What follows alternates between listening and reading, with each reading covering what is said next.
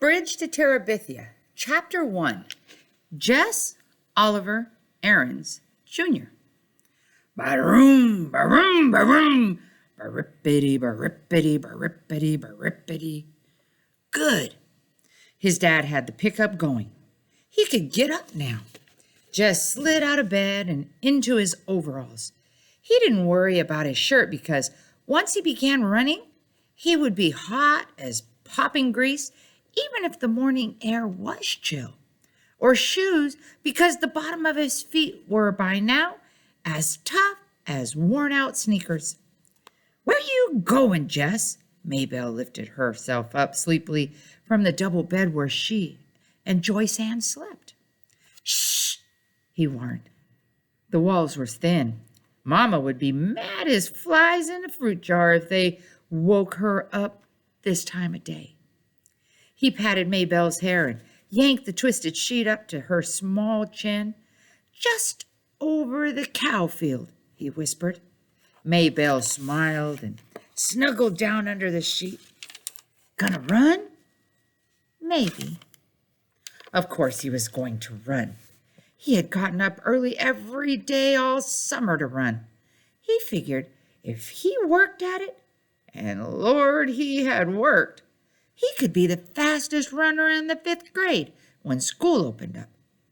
He had the chance to be the fastest, not one of the fastest or next to the fastest, but the fastest, the very best. He tiptoed out of the house. The place was so rattly that it screeched whenever you put your foot down, but Jess had found that if you tiptoed, it gave only a low moan, and he could usually get outdoors without waking Mama or Ellie or Brenda or Joyce Ann. Maybelle was another matter. She was going on 7, and she worshipped him, which was okay sometimes.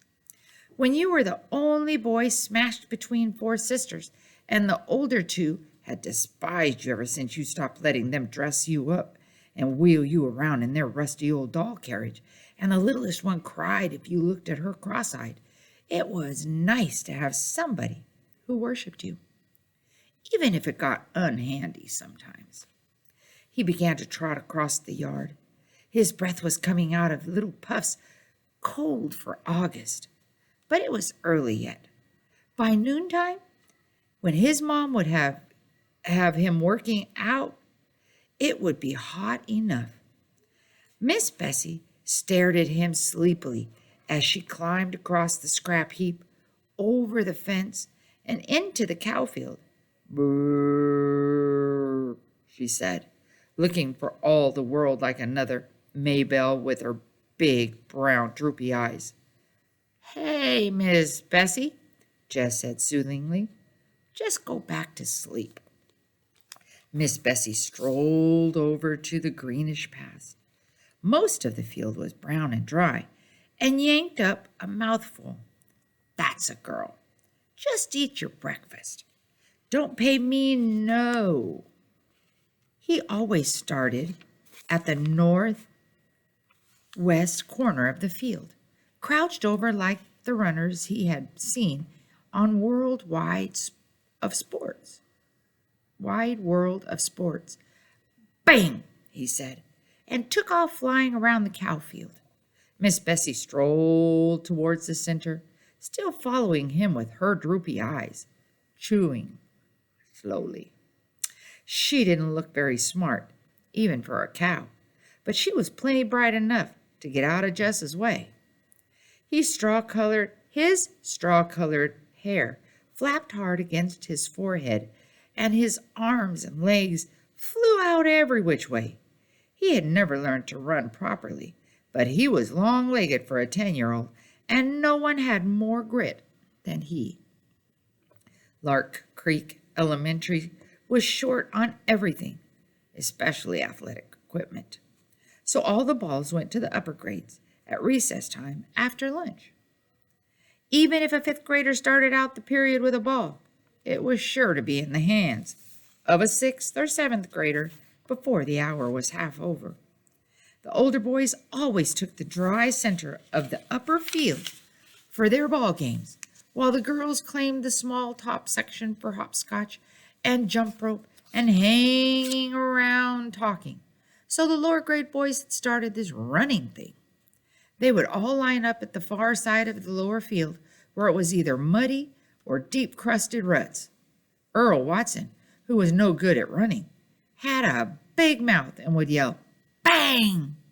And they'd race to a line they'd towed across at the other end. One time, last year, Jess had won. Not just the first heat, but the whole shebang. Only once. But it had put into his mouth a taste for winning. Ever since he'd been in first grade, he'd been that crazy little kid that draws all the time.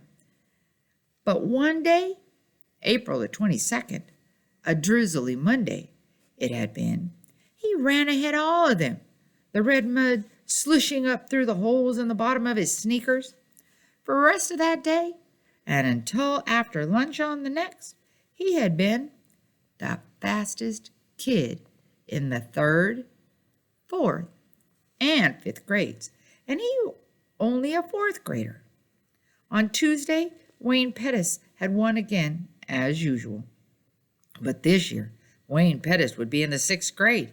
He'd play football until Christmas and baseball until June with the rest of the big guys. Anybody had a chance to be the fastest runner, and by Mrs. Bessie this year, it was gonna be Jess Oliver Aarons Jr. Jess pumped his arms harder and bent his head for the distant fence. He could hear the 3rd grade boys screaming him on. They would follow him around like a country music star, and Maybelle would pop her buttons. Her brother was the fastest, the best. That ought to give the rest of the 1st grade something to chew their cuds on. Even his dad would be proud. Jess rounded the corner. He couldn't keep going quite so fast, but he continued running for a while. It would build him up.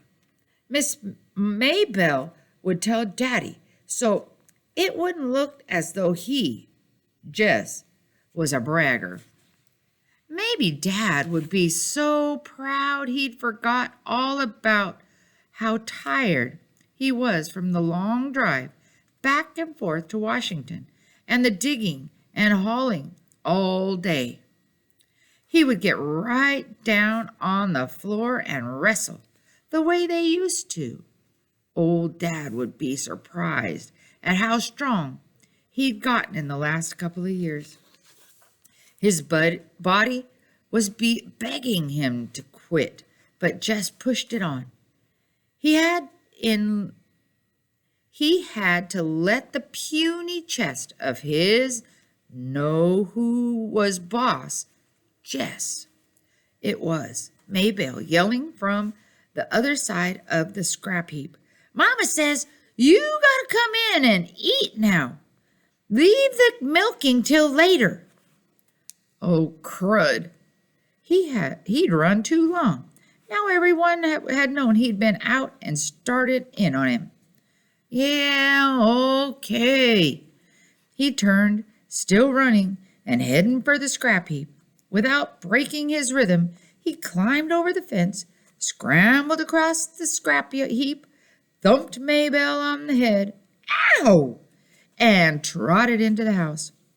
"Well, look at the Olympic star," said Ellie, banging 2 cups onto the table, so that the strong black coffee sloshed out, sweating like the knock-kneed mule.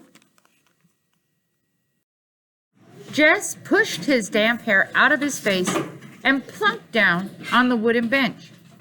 He dumped 2 spoonfuls of sugar into his cup and slurped to keep the hot coffee from scalding his mouth. "Ooh, Mama, he stinks." Brenda pinched her nose with her pinky crooked delicately. "Make him wash." "Get over here to the sink and wash yourself," his mother said without raising her eyes from the stove, "and step on it. These These grits are scorching the bottom of the pot already. Mama, not again, Brenda whined. Lord, he was tired. There wasn't a muscle in his body that didn't ache. You heard what Mama said, Ellie yelled at his back. I can't stand it, Mama. Brenda again. Make him get his smelly self off this bench. Jess put his cheek down on the bare wood of the tabletop. Jessie, his mother was looking now, and put on a shirt. Yes'm. He dragged himself to the sink. The water he flipped on his face and up his arms prickled like ice. His hot skin crawled under the cold drops. Maybelle was standing in the kitchen door watching him. Get me a shirt, Maybelle.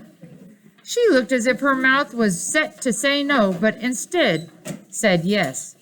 You shouldn't ought to beat me in the head. And went off obediently to fetch his t-shirt. Good old Maybelle. Joyce Ann would have been screaming, yet from that little tap, 4-year-old were a pure pain. I got plenty of chores needs doing round here this morning, his mother announced as they were finishing the grits and red gravy. His mother was from Georgia and still cooked it like that.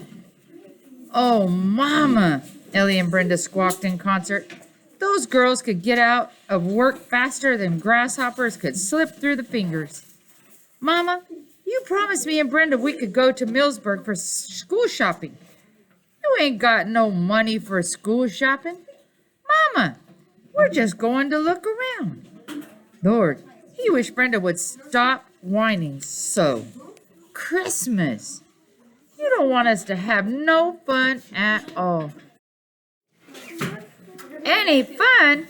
Ellie corrected her primly. Oh, shut up. Ellie ignored her. Ms. Timmons is coming back to pick us up. I told Lolly Sunday you said it was okay. I feel dumb calling her and saying you changed your mind. Oh, all right. But I ain't got no money to give you. Any money. Something whispered inside Jess's head. I know, Mama. We'll just take the $5 Daddy promised us. No more than that. What $5? Oh, Mama, you remember? Ellie's voice was sweeter than melted Mars bar. Daddy said last week we girls were going to have something for school. Oh, take it, his mother said angrily, reaching for her cracked vinyl purse on the shelf above the stove. She counted out 5 wrinkled bills. Mama, Brenda was starting again. Can't we have just one more so it'll be 3 each? No. Mama, you can't buy nothing for $2.50. Just one little pack of notebook paper gone up 2. No. Ellie got up noisily and began to clear the table.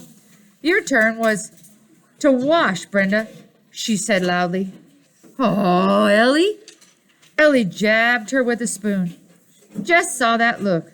Brenda shut up her whining halfway out of her rose luster lipstick mouth.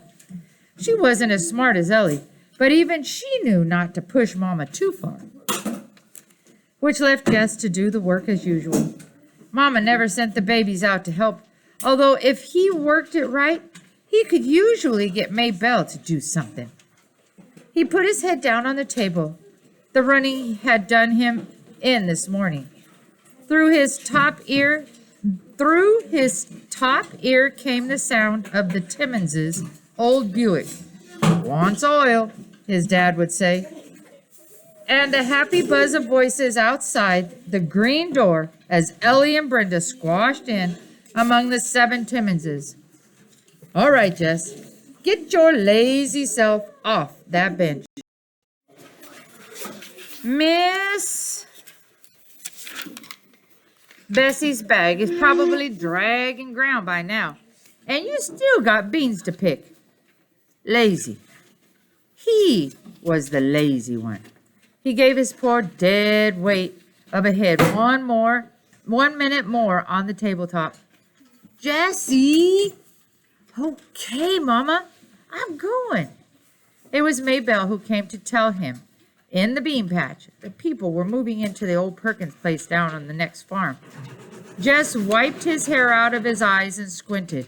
Sure enough, a U-Haul was parked right by the door. One of those big jointed ones. These people had lots of junk. These people had lots of junk, but they wouldn't last. The Perkins place was one of those ratty old country houses you moved into because you had no decent place to go and moved out of as quickly as you could. He thought later how peculiar it was that here was probably the biggest thing in his life, and he had shrugged it off as nothing. The flies were buzzing around his sweating face and shoulders. He dropped the beans into the bucket and swatted with both hands. Get me my shirt, Maybelle. The flies were more important than any U-Haul. Maybelle jogged to the end of the row and picked up his T-shirt from where it had been discarded earlier. She walked back, holding it with two fingers way out in front of her. Ew, it stinks, she said, as Brenda would have. Shut up, he said, and grabbed the shirt away from her.